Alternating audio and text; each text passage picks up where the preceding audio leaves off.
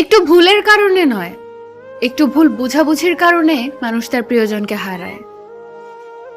জীবনে কোনো কিছু শিখতে হয় মাথা নিচু করে, আর বাঁচতে হয় মাথা উঁচু করে।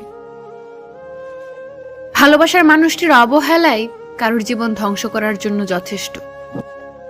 সত্যিকারের ভালোবাসা সেটাই, যেখানে সম্মান, শ্রদ্ধা ও পবিত্রতা থাকে।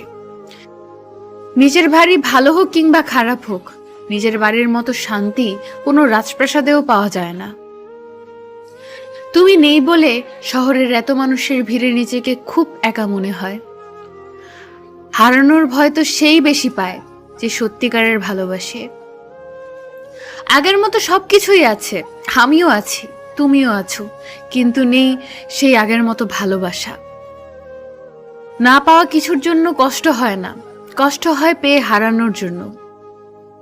আমার কষ্টটা যদি তুমি সত্যিই বুঝতে, তাহলে এভাবে আমাকে কষ্ট দিতে না। হয়তো কখনো একদিন তুমিও জানবে আমি জন্মেছিলাম শুধু তোমার জন্য।